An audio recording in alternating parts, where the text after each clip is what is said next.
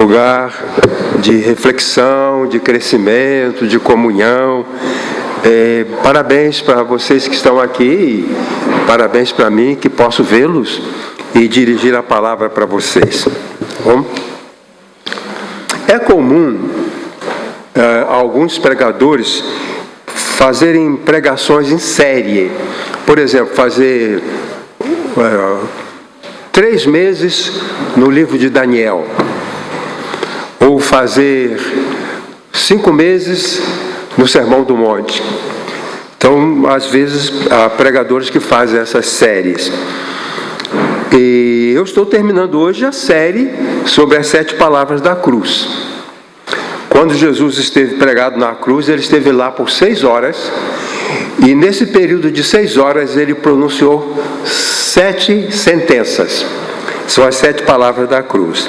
E nesses últimos 7 meses, eu tenho pregado sobre isso. As palavras da cruz para o culto de celebração da ceia. Tá? Bem, vamos lá. Não precisa abrir não. Vamos olhar lá. Pregação, está lá, muito bem. Eu gosto dessa projeção aí. O tema geral da ceia é o Jesus de quem nos lembramos. Eu já expliquei várias vezes, eu vou explicar sempre, porque as pessoas, às vezes, elas não vêm sempre as mesmas pessoas. Então, a ideia da ceia é que Jesus falou: fazer isso todas as vezes que o beberdes em memória de mim. Então, a ceia tem um propósito: memória, lembrança. A palavra grega anamnese é quando você vai ao médico, o médico faz um monte de perguntas, anota onde você nasceu, se você teve bronquite, se teve sarampo, faz todo um levantamento. É anamnese. Anamnese. Com base nesse levantamento, ele determina o seu comportamento. Então, a anamnese de Jesus é uma busca para conhecer Jesus mais e mais, e com base desse conhecimento, conduzir o nosso comportamento. Quanto mais nós conhecermos Jesus, entendermos dele, mais facilmente nos comportaremos de acordo com o agrado a ele. Então nós falamos sempre isso, uma vez por mês. O nosso tema na ceia, que celebramos uma vez por mês, é esse Jesus de quem nos lembramos. Então, a ceia do Senhor é uma refeição memorial.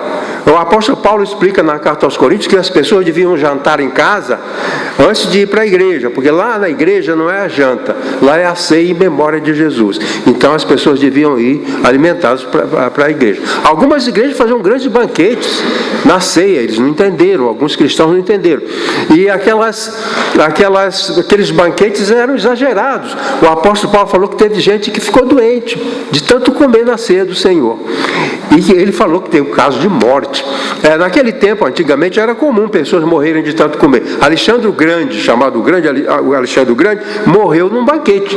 Ele ficou uma semana comendo, e depois pifou. Pois bem, o apóstolo Paulo falou que lá alguns cristãos iam para a ceia e comiam, não estavam bem, né? Tinham um problema na vesícula, morriam. Bem, então a ceia que nós vamos celebrar, o pão e o cálice, são símbolos. Por isso que o cálice é pequenininho e por isso que o pão é pequenininho, porque é para lembrar de Jesus. Quer dizer, comam lembrando-se de mim. Comam lembrando-se de mim. Então esta é a finalidade. Por isso é que eu uso esse tema, o Jesus de quem nos lembramos. O centro da celebração da ceia é a pessoa de Jesus. Tá? Não é o pastor. A ceia também não é como uma pessoa falou, quando eu tomo a ceia eu fico bem, eu fico feliz, eu fico alegre. Isso é maravilhoso. Mas eu vi um que diz, não, quando tomo a ceia a minha sinusite melhora. Então a ceia não é remédio para sinusite. A ceia é uma experiência espiritual para nos conectarmos melhor com o nosso Salvador. Essa que é a ideia. Bom, então o tema de hoje: o Jesus de quem nos lembramos experimentou a morte do santo. Nesta palavra da cruz, Jesus determina, ou ele explica a sua morte. Hoje em dia, nos estudos de medicina, eles dão muita importância que chamam o instante da morte, porque o transplante de órgãos depende do instante da morte. Então, o instante da morte, o momento, aquele momento. Eu estava vendo lá em casa um livrinho que eu ganhei, que dizia assim: a morte é um dia que vale a pena ser vivido. O livro, ele até é um livro bom, tem informações boas, mas o título é totalmente equivocado. A morte não é um dia. A morte não é um dia. A morte é uma experiência. A morte é um dia que vale a pena ser vivido. Então, a morte não é um dia e também não é vivida, ela é morrida. A vida é vivida, a morte é morrida. Não há como você viver a morte. A morte a gente morre, a vida a gente vive, né? Mas essa preocupação muito grande hoje em dia. E Jesus deixou claro a hora da morte. Ele ficou 6 horas na cruz. Durante aquelas 6 horas, ele pronunciou palavras, que são as 7 palavras, e no limiar da 6ª hora, Jesus falou assim: sabendo que tudo estava completo, perto da hora 9ª, ele entregou o Espírito ao Pai. Eu coloquei novamente aqui as 7 palavras da cruz, só para os irmãos recordarem, tá bom? Olha lá. A primeira palavra: Pai, perdoa-lhes porque não sabem o que fazem. Jesus está pedindo perdão para aqueles que o estão maltratando. A segunda palavra: em verdade te digo, hoje estarás comigo no paraíso. É a palavra de salvação para aquele salteador. A terceira palavra da cruz é dirigida a Maria e a João: mulher, eis aí o teu filho. E diz para o filho: eis aí tua mãe. E a quarta palavra é Jesus expressando sede: tenho sede. A quinta palavra da cruz é dirigida a Deus num cântico de louvor: Deus meu, por que me desamparaste? E a sexta palavra: está consumado, porque agora chegou o fim, não tem mais nada a fazer ali, está completa a obra do Senhor. E a sétima palavra que nós vamos analisar hoje é a palavra em que Jesus determina o momento. Então, como falei que é importante para a ciência saber o momento da morte, então aquele instante é o momento da morte. Que Jesus declarou, depois de 6 horas: Pai, nas tuas mãos entrego o meu espírito. Aquele é o momento da morte, é a declaração do momento da morte. Então, nós vamos ver hoje a sétima palavra da cruz, que é esta que nós falamos aqui: Pai, nas tuas mãos entrego o meu espírito.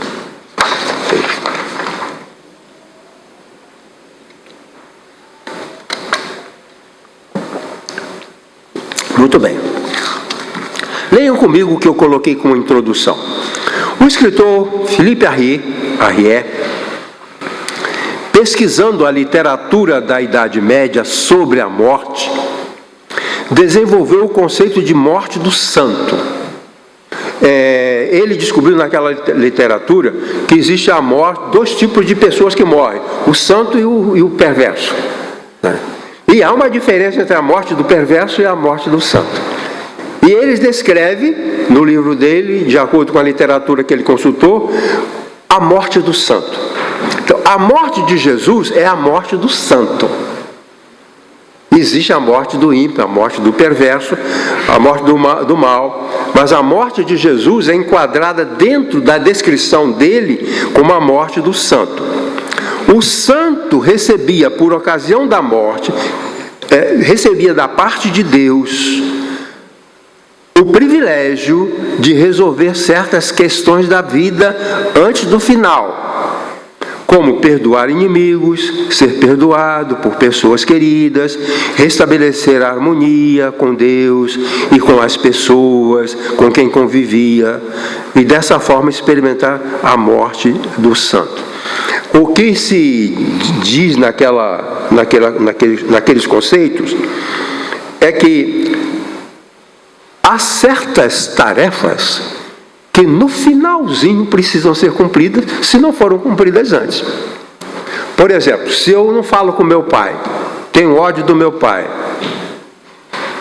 e ele está na UTI, ou ele está para morrer, e Deus vai dar a ele a oportunidade de cumprir essa tarefa de reconciliação.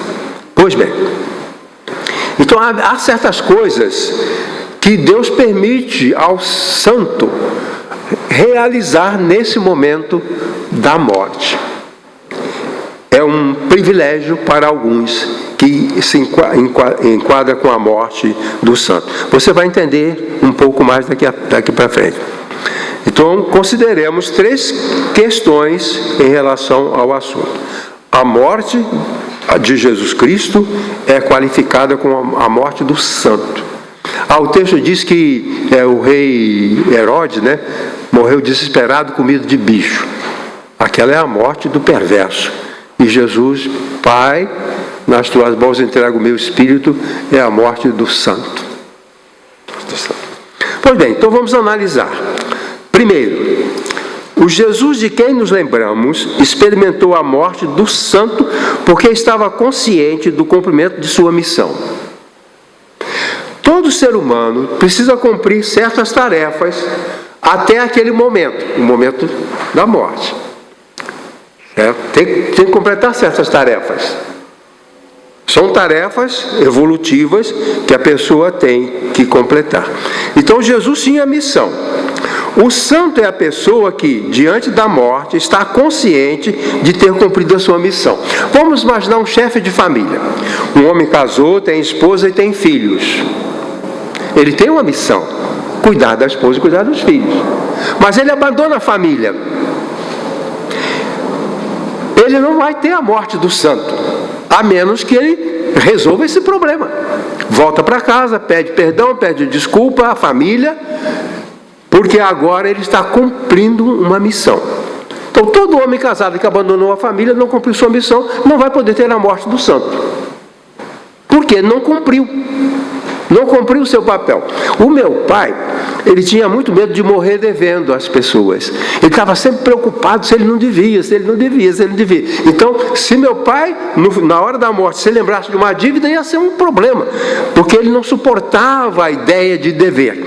Então, o santo consegue completar aquilo que precisa completar antes do momento final. Isso é a morte do santo. O ideal é a gente completar tudo com bastante antecedência. Um escritor que eu li falava que nós precisamos entrar em acordo com a morte. Entrar em acordo com a morte é o seguinte: eu vou me preparar para quando você chegar, está tudo certinho. Tudo certinho. Meu filho, pedi perdão ao meu filho, paguei minha dívida, certo?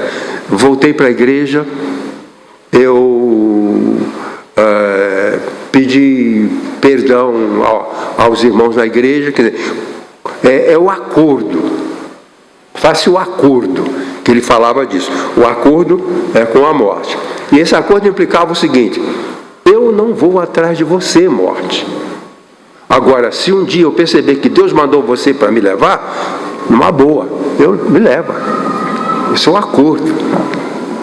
Certo? A gente não quer a morte de qualquer maneira. Mas se um dia ela vier e Deus mostrar para a gente que é um instrumento dele, porque Deus não tem como nos levar para o céu sem a morte. Quando falar ressurreição, isso, aquilo, certas religiões, e aqueles que falam contra a morte, contra a morte não falou ninguém. Mas é preciso lembrar que Deus não tem como nos levar para o céu sem a morte. Não tem como é que ele vai levar? Eu estou brincando, falando que eu estou indo no cardiologista, e a doutora achou lá uma gordurinha lá no coração. E aí eu estava brincando com o André, dizendo que o meu coração quer me levar para o céu. E a cardiologista está contra. Então vamos entrar num acordo. Vamos entrar num acordo aí, né? A hora que for, tudo bem, não tem problema. Pois bem, então, Jesus, ele completou tudo. Veja só o que ele falou na oração. Antes dele ser preso, na semana dele ser preso, ele estava orando e falou assim: a oração ao Pai. Eu glorifiquei-te na terra, tendo consumado a obra que me deste a fazer. O que tinha que fazer, o que Deus mandou que eu fizesse, eu fiz. Está tudo certinho. Somente aquele que consumou, que completou, é que pode ter a morte do santo. Então, essa é a morte de Jesus. Jesus teve uma morte que era a morte não do perverso. A 7ª palavra da cruz está de acordo com a 6ª palavra. Na 6ª palavra, Jesus diz, está consumado, quer dizer, terminei o trabalho. Está tudo prontinho. E aí vem a 7ª palavra. Eu entrego o meu espírito. Completei tudinho, fiz o que o Pai mandou, obedeci, cuidei, curei, preguei, consolei, salvei, tudo certinho. Agora eu posso pedir ao Pai para me levar. Então ele diz, eu glorifiquei-te na terra, tendo consumado a obra que me deste a fazer. Então, para nós, qual é a importância disso? É que a gente faça uma avaliação, pode ser que alguma coisa que a gente não faça, ou não fez. Eu me lembro de um homem que chorava muito no velório da esposa e disse, eu tinha que fazer certas coisas por ela, eu não fiz. Eu tinha que dizer mais para ela que eu a amava, eu não falei. Eu tinha que ser mais gentil com ela, eu não fui. Então, passou. Né?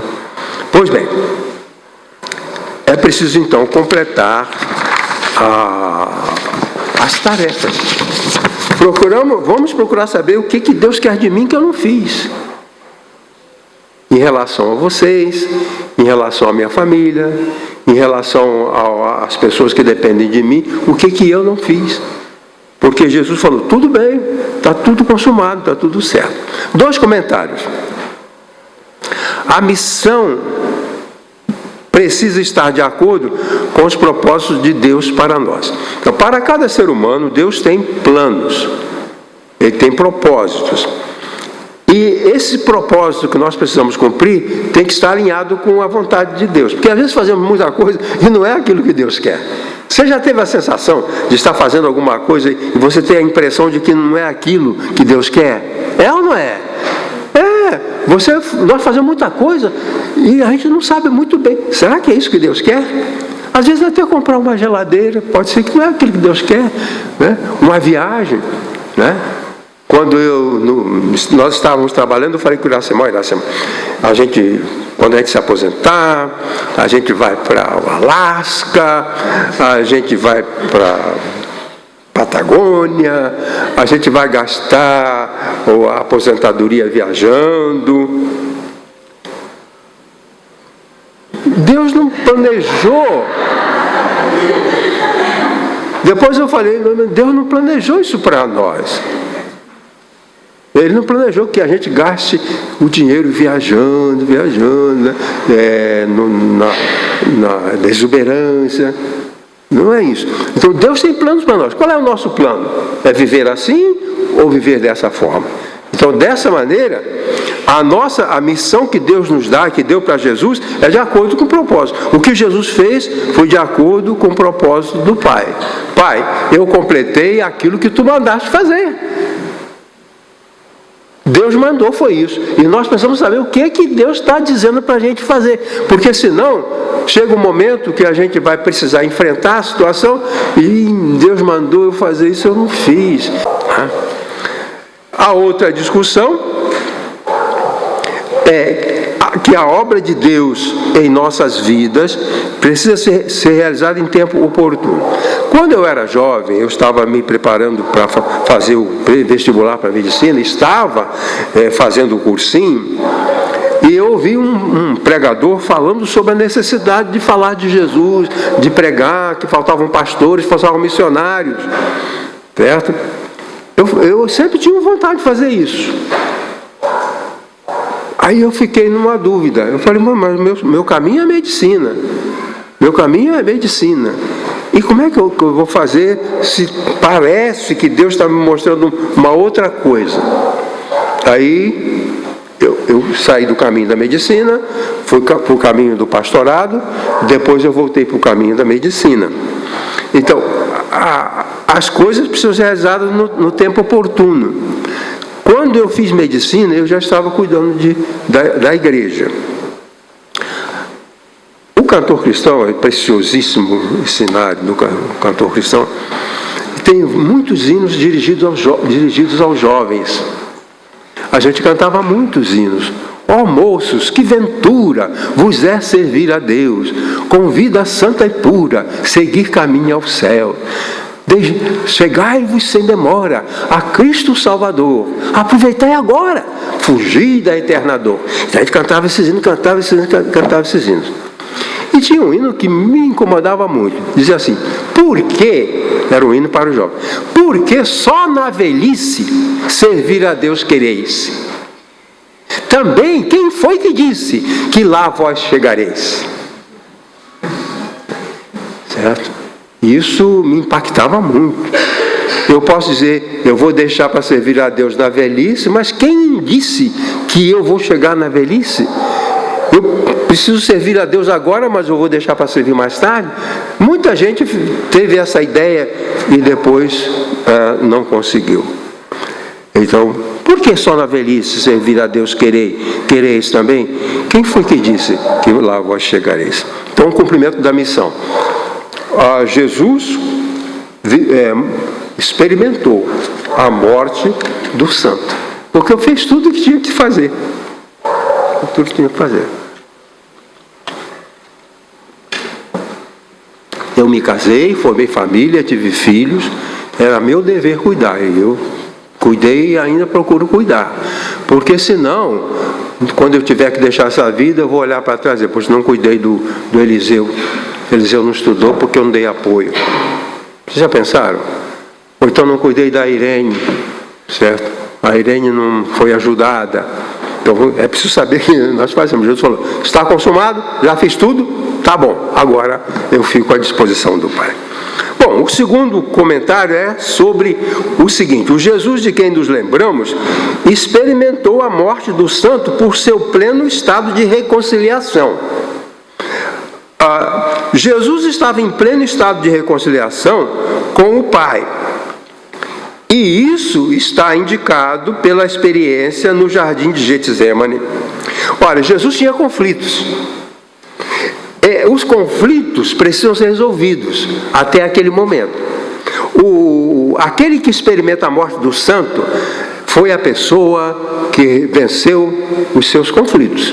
Jesus teve um conflito com o Pai. Ele foi para o Getsemane e pediu insistentemente o Pai para ver se dava para resolver e revisar a missão. O Pai não concordou. Tá bom, Pai, tá bom. Né? Que diz: Pai, se possível, passa de mim este cálice, mas se não, seja a tua vontade. Então, nessa situação, houve a reconciliação. Então, Jesus se reconciliou com o Pai. Né?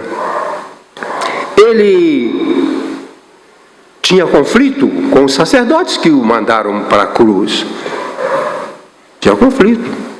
Os irmãos pensam que Jesus não tinha raiva, não tinha desilusão? Tinha. Então, aqueles sacerdotes fizeram Jesus apanhar, levar, sofrer e ir para a cruz. E Jesus está pregado na cruz e tem conflito, sim. Tem conflito com os fariseus, os sacerdotes todos.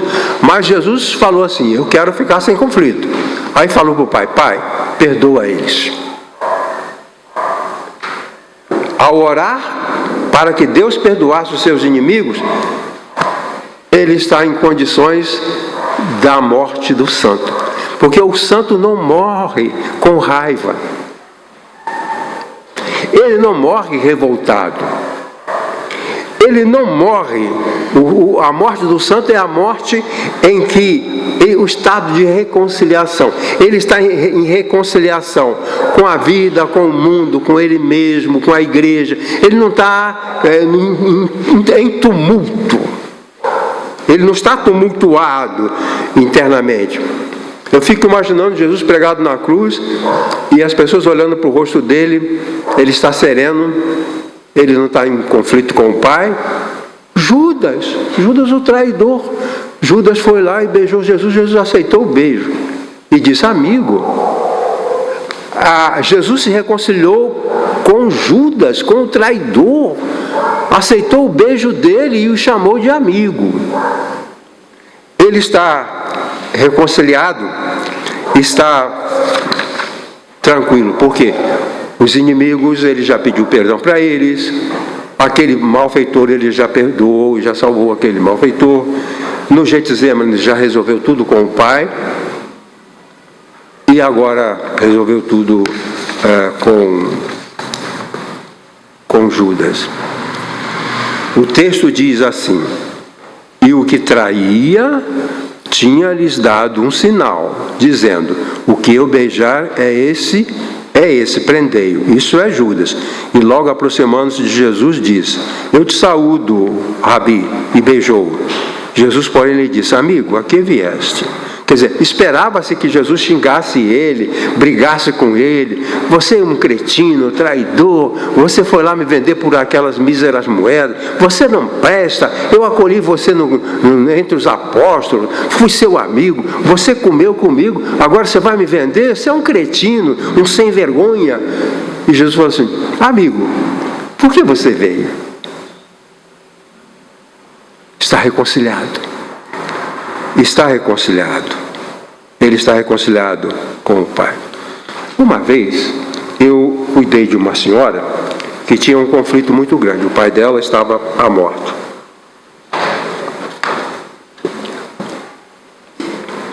Ela era uma senhora casada, com filhos já grandes, tinha uns 38 anos, mas ela não falava com o pai desde a adolescência. Ela e o pai não se falavam. Guardaram um ódio mútuo. E a história era que ela havia sofrido um abuso pelo pai. O pai estava bêbado. E daquele dia em diante nunca mais conversaram. Agora o pai está doente. Está no hospital, vai morrer. E ela estava sofrendo muito, por causa dessa dificuldade com o pai, por causa daquele rancor, por causa daquele ódio há tanto tempo, né, que havia. E eu falei para ela: olha, é necessária a reconciliação. Você não vai ter saúde, até hoje você está aqui tomando um antidepressivo, por falta de reconciliação. Por isso você está doente, certo? Então eu vou te dar uma tarefa. Você vai ao hospital, vai conversar com seu pai, vai falar para ele o que aconteceu, como você se sentiu, vai dizer para ele que você o perdoa, que você quer a reconciliação. Ensinei para ela como é que poderia fazer para a reconciliação, porque não existe a morte do santo sem reconciliação. A morte do revoltado não é a morte do santo. Todo ser humano tem que entrar em paz, entrar em harmonia, entrar em reconciliação, para dizer: pai, recebe meu espírito, estou pronto. Já perdoei todo mundo, não estou com raiva de ninguém, já pedi perdão, por favor, estou pronto, pode me levar. Senão, não vai ser assim. Pois bem, sabe o que aconteceu? Ela foi falar com o pastor dela. E o pastor dela falou: não, isso já é coisa do passado, não vai lá no hospital mexer com isso, não vai falar não, vai ser doloroso. Ele precisava de reconciliação, e a reconciliação lhe foi negada pela cabeça desmiolada de um líder mal preparado. Entendeu? Então, a dor, a ferida tem que ser encarados. Não é qualquer dia, qualquer hora, de qualquer maneira. Um momento.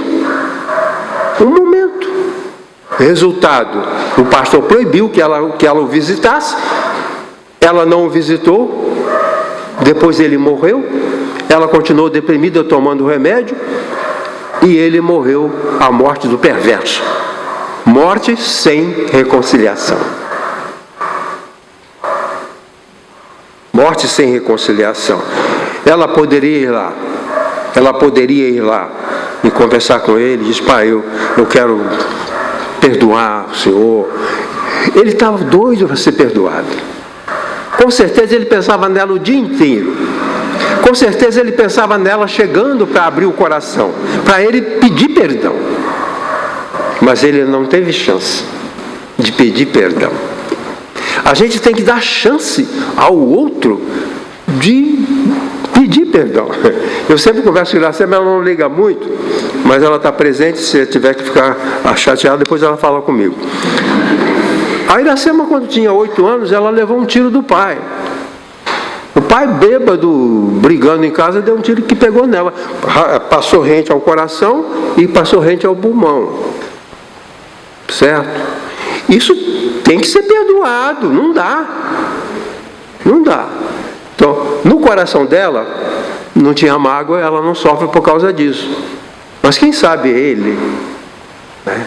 Quem sabe ele morreu se ressentindo uma pessoa má, uma pessoa perversa, uma pessoa ruim, que poderia ter recebido ajuda. Poderia ter recebido ajuda. Então, Jesus, ele reconciliou com tudo. Está tudo reconciliado com o pai, com o amigo, com o vizinho, com Judas, com o sacerdote. Estou pronto. Essa é a morte do santo. Nenhuma mágoa. Paguei minhas dívidas, pedi desculpas, pedi perdão, eu estou pronto. Então Jesus, naquele momento, ele diz: Pai, tudo está certo, está tudo consumado, leva meu espírito. E aquele foi o momento da morte. Pai, nas tuas mãos entrego o meu espírito, reconciliado com o Pai. E o meu terceiro argumento sobre o assunto é que o Jesus de quem nos lembramos experimentou a morte do santo pelo seu estado de serenidade. Vamos ler.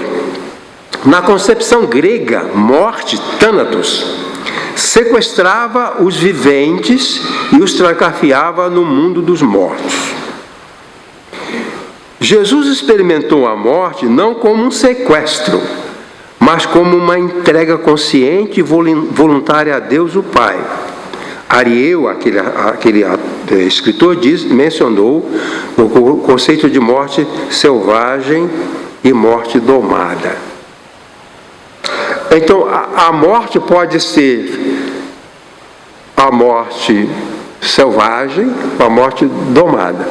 Então, o conceito grego era esse. A morte vinha com aquela... o reino da morte... Deixa eu explicar para vocês. Os gregos diziam assim, a morte reinava no seu reino Hades. Em latim, inferno. Inferno quer dizer lá no fundo. A palavra inferno é isso, lá no fundo. Então, a morte tinha o seu reino, o Hades. Hades era um reino do mundo, do submundo, com enormes portões de ferro, com enormes cadeados. A morte reinava ali, e ela saía e sequestrava pessoas e levava para o reino dos mortos, para o Hades. Então o morto era um sequestrado. Ele estava vivo, era sequestrado pela morte e trancafiado ali. Mas Jesus não cria assim. Ele não foi sequestrado, ele se entregou. Uma vez eu visitei no hospital das clínicas, um homem que estava final a morrer. A mulher dele era crente. Nem me lembro se era daqui dessa igreja logo no início.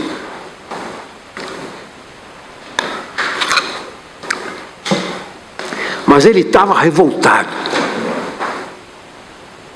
Revoltado. Jeito furioso. Para vocês terem uma ideia, ele não deixou eu ler a Bíblia para ele. Não deixou eu orar por ele. Furioso, revoltado. Né? É porque ele vê a partida como um sequestro. Não como uma partida voluntária. Jesus, ele considera a morte como uma partida, uma entrega, não um sequestro. Thanatos não vai me trancafiar lá. Eu me entrego para o Pai e o Pai cuida de mim. Então a morte de Jesus não foi um sequestro para o Hades, mas sim uma entrega voluntária ao Pai em quem ele confia. Então, nessa concepção grega, não se encontra concordância para Jesus. Então, Jesus ele faz uma entrega consciente, voluntária a Deus, o Pai. Agora, esse autor mencionou o conceito de morte selvagem e de morte domada. Tá? Está aí a nossa figura? Cadê a nossa figura? Está ali, ó. Tá certo? Então, aquela é a ideia da morte selvagem. Então, aliás, é bom lembrar que esse animal, o hipopótamo, é o animal que mais mata seres humanos. É o animal que mais mata seres humanos. Não é crocodilo, nem leão, nem jacaré, esse animal aí.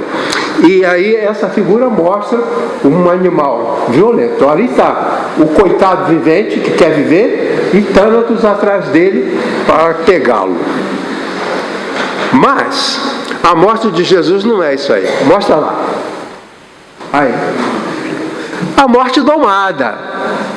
É a morte domada, mansinha, tranquila. Jesus está sereno ali. Pai, estou aqui. Leva, tudo bem. Eu estou tranquilo. Eu estou sereno. Duas coisas sobre este assunto para terminar.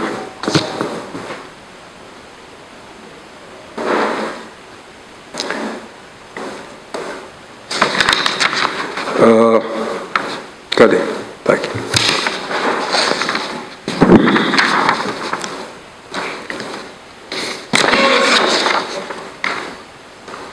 Então, dois comentários sobre este assunto. Jesus experimentou a morte como entrega do seu espírito ao Pai em quem confiava. Antigamente, lá na roça, tinha aquela ideia de pessoas que faziam um pacto com o diabo. E a alma dessa pessoa, por exemplo, ela queria ficar rica. Então fazia um pacto com o diabo. O diabo ia fazer ela ficar rica, fazer essa pessoa ficar rica. Mas a alma ia pertencer ao diabo. O diabo faz você ficar rico, a alma pertence a ele. Quando você morrer, o diabo está lá para pegar a sua alma. Essa é a ideia. Então, esse homem entregou a alma ao diabo. Olha, ele está muito rico, mas ele entregou a alma ao diabo. Quando ele morrer, o diabo vem levar a sua alma. Agora aqui, não é isso. Jesus, ele faz uma entrega ao Pai. Então a morte é tratada com várias metáforas: sono, travessia do rio, ida para o céu, partida, descanso. Jesus preferiu usar a imagem de uma entrega ao Pai em quem tem toda a confiança. Partida para cá. Nós não estamos em casa e na morte vamos para algum lugar distante. Nós estamos fora de casa e na morte nós vamos para casa.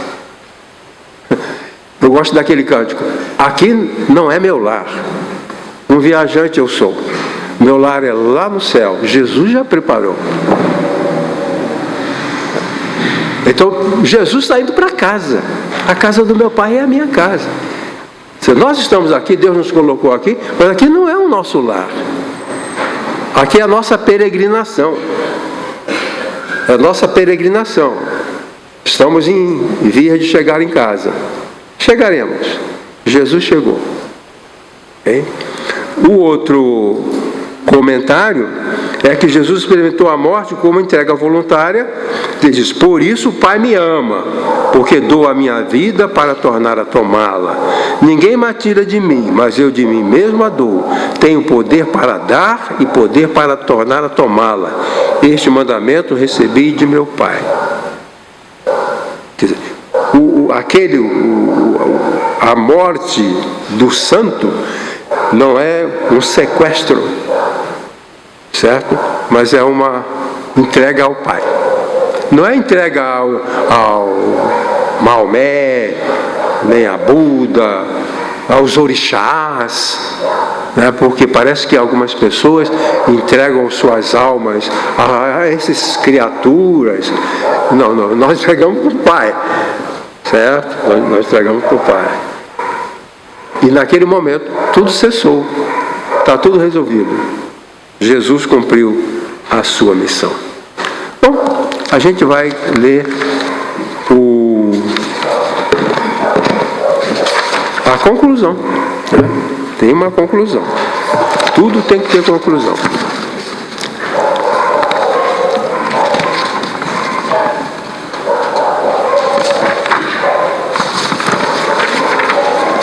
Então, tá lá. Certos filósofos gregos procuravam com insistência por um homem perfeito, que poderia ser imitado por todos. Um deles usava um lampião, né? Usava um lampião na rua. Por que você está com essa lampião aí? Eu procuro uma pessoa justa. Nós precisamos de achar um justo. Então, Jesus é esse justo. Já foi achado. Pois bem, um homem como Jesus preencheria as expectativas de tais filósofos. Jesus, enquanto vivo no mundo, se mostrou o ideal de comportamento e de caráter para a vida humana. Na sua morte, redime a humanidade, trazendo vida e salvação. Sua morte é a morte do santo, cumpridor responsável de sua missão, em plena reconciliação com os homens, não está com raiva de ninguém, e com Deus, entregando voluntariamente seu espírito ao Pai. Sua morte foi a morte do santo, ideal para todos os seres humanos. O ideal é que cada um de nós, naquele momento, possa dizer: Senhor, leva. Uma vez eu fui no hospital, na Beneficência Portuguesa, fui visitar o pastor Teixeira. O pastor Teixeira era um pastor aposentado, ele era membro da igreja Ebenezer. E eu cheguei lá, conversar com ele. Ele disse assim: olha, pastor Elias, preciso fazer um pedido, senhor. Ô irmão, é o seguinte, o médico falou que eu não vou melhorar e que dentro de algum tempo eu vou a óbito. E eu estou percebendo que é isso mesmo, então eu vou a óbito. Aí ele, muito sereno, falou: quero pedir umas coisas. Olha, aqueles livros que eu tenho lá em casa, por favor, distribua para os seminaristas. Tinha seminaristas, né? Na igreja, tinha vários. Eu fiquei encarregado de fazer várias coisas a pedido dele. Ele pediu para distribuir os livros com os seminaristas, pediu os hinos do culto funeral, no culto fúnebre. Aí ele falou: olha, o pastor fulano certamente estará lá. Ele é muito querido. Eu queria que você desse mais tempo para ele dar uma palavra, porque nos velórios cada um dá uma palavra. Só 5 minutos, só 1 minuto, só meio minuto, só 1 segundo. Eu queria que ele falasse isso, desse mais tempo para ele. Eu quero que ele fale um pouco mais do que os outros. Tudo bem, tudo anotadinho. 3 dias depois, telefona do hospital e ele vai lá e nós fazemos o funeral dele. É a morte do santo. Está tranquilo, sem briga, sem confusão. É a morte do santo. Pai, nas tuas mãos entrego o meu espírito. Esta é a 7ª palavra da cruz. Que o Senhor abençoe a todos nós.